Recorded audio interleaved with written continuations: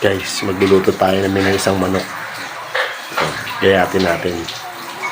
At ayan nga Papsi, matagal-tagal din tayo hindi nakapag-content ng pagluluto.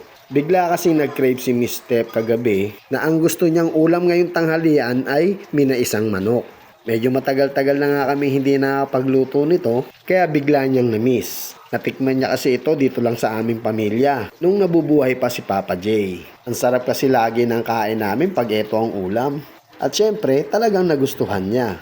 Bibihirang lutuin ito ng iba, lalo na sa mga hindi nila alam. At kung alam mo naman ito at natikman mo na, paki-comment naman dyan sa comment section kung ano ang lasa at best kwentong minaisang manok mo. Bawat pamilya ay meron tayong kanya-kanyang kwento, kanya-kanyang paborito, lalo na pag nagsasama-sama. At masaya ang pamilya. Alam mo ba pag nagluluto kami nito at pag may bisita, ay talagang hahanap-hanapin nila. Kaya pag pumapasyal sila ulit dito, ay sinasabihan kami magluto naman ulit kayo ng minaisang manok. Na-miss ko yun eh. At dito ko lang natikman sa inyo yun. Syempre masaya kami pag naririnig namin yun. At para sa aming pamilya, pag nagluluto kami ng ganitong putahe, ay namimiss namin si Papa J. Yung simpleng ulam na ito, para sa amin ay espesyal ito. Yung binibigay na tamis ng mais, ayun din ang tamis ng pagmamahal niya sa amin. Kaya kahit matagal na nawala si Papa, ay hindi namin siya kinakalimutan. Lagi lang siya nasa puso't isip namin. Maliit lang ang aming pamilya, pero yung pagmamahal namin sa isa't isa ay hindi matatawaran. Sa bawat pamilya, meron talaga tayong isang pinagmamalaki, at lalo na sa ating hapagkainan.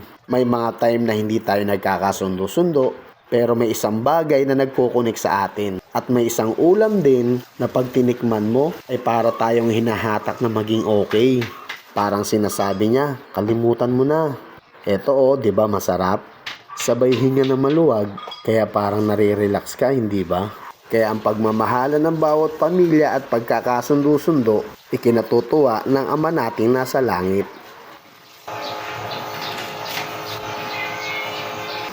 At yan, pagkatapos nating maggayat, naghihiwa naman sa bistek na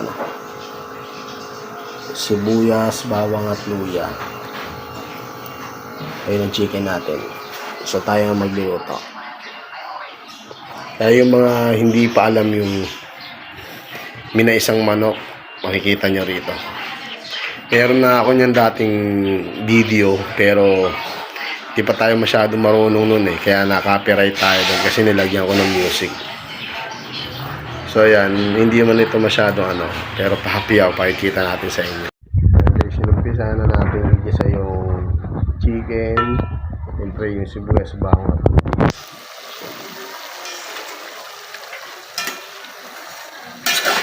Parang lang to, parang tinola lang talaga to.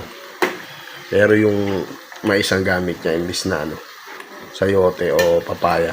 Pero pwede mo rin siya lagyan ng gulay na sayote at saka papaya kung gusto mo. Depende din sa'yo.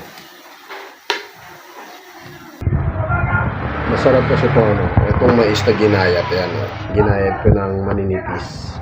Kaya pag magagayat ka nito, medyo matalim din medyo matalim yung kutsilyo mo para maganda. Ang dami din.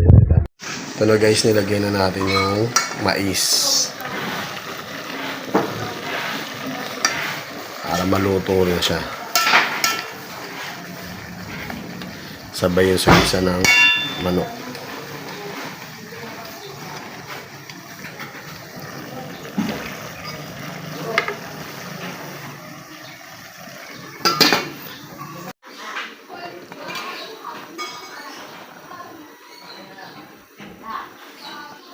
Ayan, paluto na ang ating minaisang manok.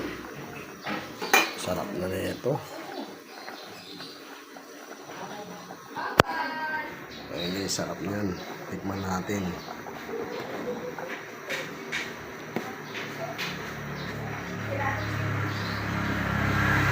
Ito rin natin natin. Kaya